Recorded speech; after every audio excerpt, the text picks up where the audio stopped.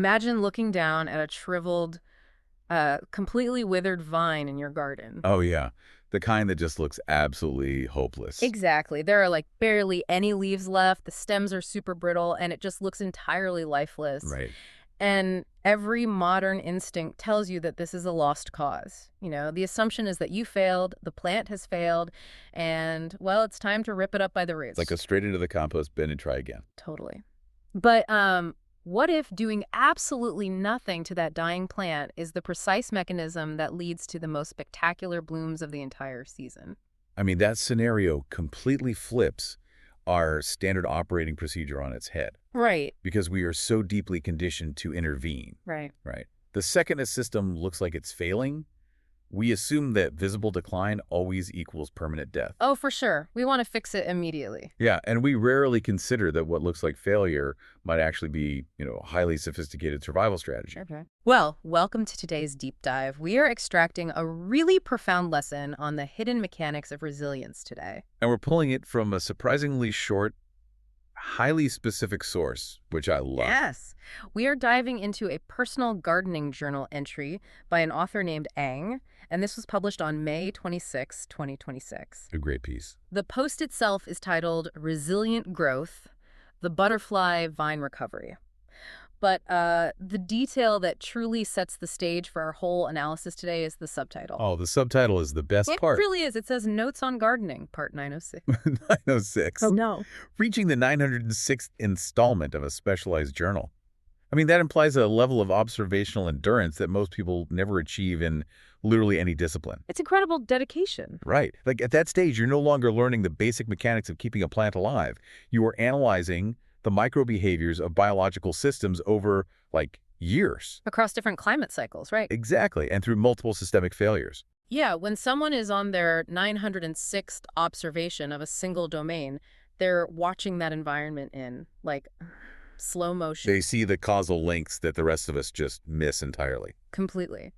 So our mission today is to take Ang's localized observation of this one specific plant's dramatic recovery and kind of unpack what it teaches us about surviving absolute collapse. It's a really fascinating translation from botany to, everyday life. It is. But before we get to the near-death experience of this specific plant, we first have to establish the baseline of what Ang considered quote-unquote strong growth. Right, because the author admits a really deep-seated, pretty typical preference, actually, for plants with upright growth. Right, explicitly pointing to standard shrubs or trees. And that aesthetic preference is deeply ingrained in our collective psychology. Oh, totally. We tend to equate a thick, rigid trunk standing vertically against gravity with strength. Because it projects autonomy. Exactly.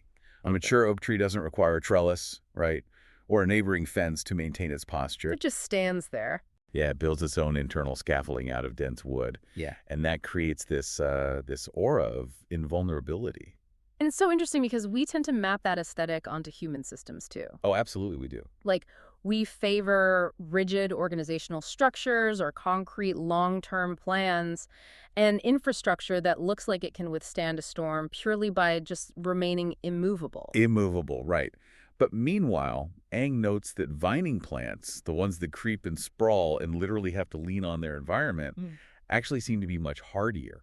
Which feels so counterintuitive at first. It does. Yeah. Because the bias against vines stems from how they look when you remove their external support. Oh.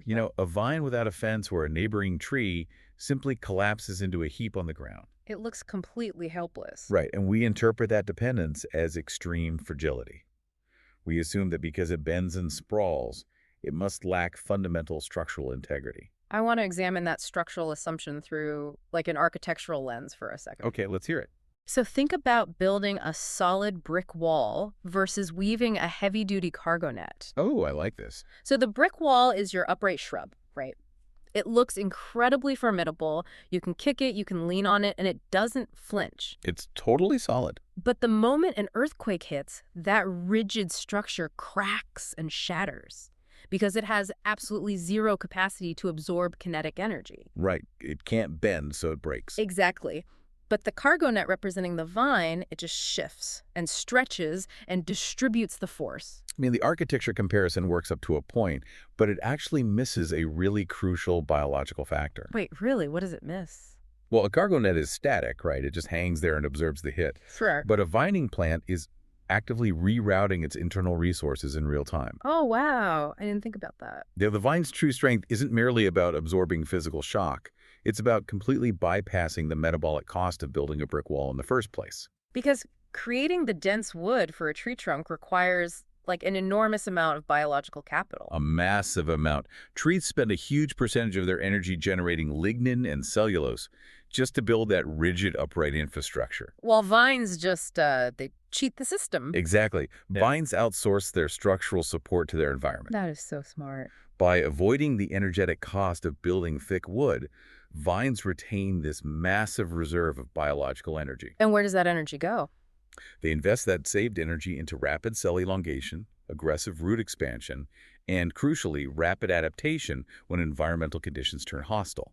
And that specific energy allocation is tested to its absolute limit in the event that Aang chronicles in this journal entry. Yeah, this was not a theoretical musing on a sunny afternoon. No, this was a crisis response. It really was. So the focus of the text is a plant scientifically identified as Muscania macroptera. Also commonly known as the butterfly vine. Real butterfly vine. Right. And the journal describes a scenario of severe biological distress. Oh, it was bad. The butterfly vine was wilting heavily, stripped down to barely any leaves. Which, again, for most casual observers, a plant with barely any leaves is just a dead plant. You just walk past and think, well, that's done. Right. The assumption is that the organism has permanently failed. But Aang writes that thanks to the arrival of the rainy season, the plant didn't just revive itself, it somehow resumed blooming. Which is wild. The shift from a state of near death to active reproduction is a monumental behavioral swing. It really is. We need to look closely at the mechanics of what the plant was actually doing when it appeared to be dying. Because it wasn't just giving up. No, wilting and dropping leaves is rarely the passive process of dying. It's often a highly calculated, aggressive mechanism of biological triage. Okay, wait. So shedding the leaves is essentially a defensive amputation. That's exactly what it is. It shuts down the non-essential surface area to prevent moisture loss through transpiration. Ah, because the leaves are sweating out the water. Right. Leaves are massive liabilities during a drought because they constantly release water vapor into the air. So it's bleeding out, basically. Exactly. So the plant intentionally sacrifices its above-ground presence to protect its core operating system, which is the root mass. It retreats inward. It goes into this aggressive state of hibernation, effectively holding its breath and waiting for an external catalyst that it cannot generate on its own. And in this specific case, Aang highlights the rainy season as that external catalyst. Yep, the rain finally arrived. So the plant couldn't force a recovery during the drought, so it just waited for the environmental conditions to shift. It was incredibly patient. But the mechanics of the recovery still raise a massive question for me. Okay, what's that? I mean, I understand that blooming is driven by the reproductive instinct, right? Sure. But the timing is completely counterintuitive. If a biological system is recovering from near collapse, why blow all this newly acquired energy from the rain on flowers? Because flowers are incredibly resource intensive, right? Very much so. So why not rebuild the structural baseline, like grow a full canopy of leaves before attempting to reproduce? It's such a good question. You are hitting on a concept deeply intertwined with biological confidence and the survival imperative. Biological confidence. Yeah. See, leaves are slow, long-term investments. They require significant time to unfold, mature, and begin photosynthesizing efficiently. Right. They take weeks. Exactly. Flowers, on the other hand, are a rapid deployment strategy. Oh. When the rainy season finally hit, the sudden influx of water signaled an immediate, perhaps temporary, abundance of resources. I see. So the environment flipped from a severe deficit to an overwhelming surplus almost overnight. Yes. And because the vine didn't spend the drought expending energy to maintain a thick wooden trunk. Right, because it's not a tree. Right. Its flexible, lightweight infrastructure was primed to channel that water surplus immediately. Wow. The plant registered the crisis as over and perceived a narrow window of optimal conditions. So it just went for it. It bypassed the slow vegetative rebuilding phase entirely and went straight to flourishing, effectively securing its future lineage before the next potential drought could arrive. That is amazing. It utilized the water to guarantee its genetic survival. It's just a stunning display of efficiency. Like, it doesn't waste time lamenting the lost leaves or slowly rebuilding its traditional appearance. No nostalgia, just action. Right. It uses the sudden influx of rain to maximize its absolute highest priority. Yep. And Aang takes this impressive comeback of one specific Mascania macroptera to extract a really highly practical conclusion for the audience. Which I think is where this gets super relevant for everyone listening. Exactly. The text moves from a detailed botanical observation into a universal recommendation, noting that several plant species exhibit this exact kind of resilient growth. Yeah, the journal explicitly states that because of this underlying biological trait, these resilient vines are suitable for gardeners of all experience levels and styles. Which is so refreshing to hear. It really is. Yes. Ang concludes the entry by officially declaring the butterfly vine a, quote, good addition to your plant collection. You know, this shift in the text is significant to me because it fundamentally reframes our relationship with complex systems. How do you mean? Well, we often approach a discipline like gardening with the baseline assumption that we have to flawlessly execute every single step to succeed. Oh, absolutely. The pressure is huge. Right. We assume the system is inherently fragile and our inevitable mistakes are just going to destroy it. And that perfectionist mindset creates a massive barrier to entry in almost every field, not just gardening. Oh, totally. People believe they need an innate talent, the proverbial green thumb, to cultivate anything successfully. It just isn't true. No. Yeah. What Ang is pointing out is that success often relies far less on the user's flawless technique and far more on the inherent resilience of the system they choose to engage with. That is such a good point. We are partnering with an organism that has a vested interest in its own survival. The vine is not a passive, helpless object just waiting for us to save it. It's an active participant. Right, an active participant capable of extreme self-correction. Exactly. Hearing that a plant can endure severe neglect, drop almost all its leaves, and still revive with a simple change in the weather, I mean, it fundamentally alters the stakes of the entire endeavor. It introduces the concept of a forgiving system. A forgiving system, I like that. Yeah, a resilient vine can tolerate user error. When you engage with a system that can absorb your mistakes, go dormant when you fail to provide resources, and rebound when you finally supply the right conditions, you remove the paralysis of perfectionism entirely. You're no longer trying to meticulously control a fragile entity. Right.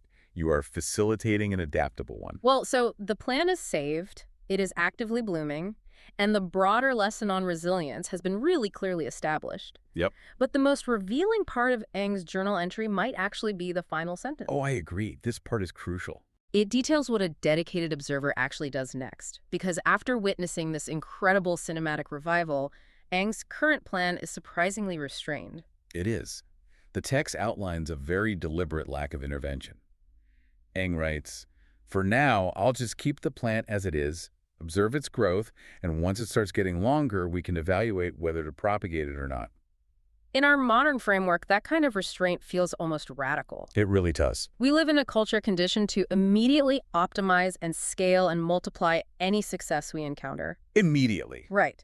If a project is failing and suddenly turns around to yield a massive win, like a near-dead vine producing beautiful flowers, the immediate impulse is to aggressively capitalize on it. We want to take cuttings, force multiplication, and turn one successful plant into 5 identical plants right now. Yes. We have developed a collective habit of viewing stabilization as stagnation. That's a great way to put it. If a system is not actively expanding or being multiplied, we feel like we're just wasting valuable momentum. But Eng actively chooses observation over immediate intervention. They're just so disciplined. And the text explicitly links the future evaluation of propagation to the plant, quote, getting longer. Right. This isn't just about giving the plant a polite break.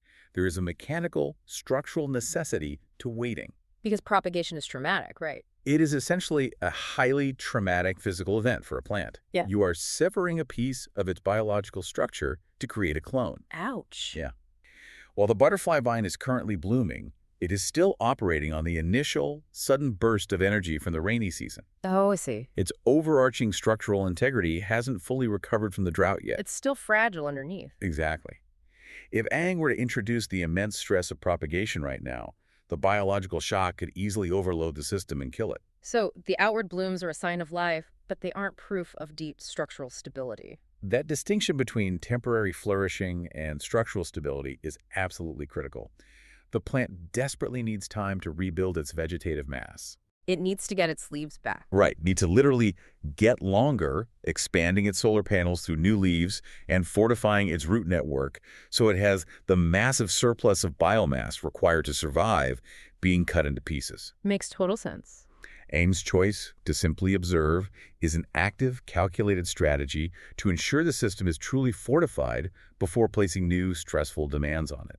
It's a lesson in letting a recovering system marinate. Yes. You cannot rush the stabilization phase just because the immediate visible crisis has passed. No, you can't. Like if you have a sudden burst of inspiration at work or a project finally starts showing signs of life after a long period of failure, the instinct is to immediately chop that idea up and sell it. Or force it into 5 different spin-off projects. Exactly. But doing so might kill the very momentum that just started. You have to sit on your hands and watch it grow a little more. Because resilience is not a single event. Right. The plant survived the near-death experience. But part of being truly resilient is the discipline of not overextending yourself in the immediate aftermath of a crisis. That's powerful. Observation is an active choice to give the biological system the physical space it needs to anchor itself. Well, let's pull all these threads together for you, the listener. We've unpacked a single entry from Aang's extensive gardening journal, and it has completely remapped how we view strength, crisis, and recovery. It's been a journey. It really has. We started by dismantling the illusion of upright sturdiness. We learned that the rigid, traditional independence of a tree may look formidable, but the flexible, adaptable, seemingly dependent nature of vining plants allows them to conserve crucial energy and survive extreme systemic collapse. And then we explored the hidden mechanics of that survival through the Muscania macroptera. The butterfly vine. Right. We analyzed how stripping down to bare survival mode and dropping leaves during a resource drought is a highly calculated triage. It's not dying, it's hiding. Exactly. The plant aggressively holds its ground so that when the external environment finally shifts when the rain arrives, it can bypass basic recovery and channel its energy directly into a spectacular display of biological confidence. And finally, we uncovered the quiet, essential discipline of observation.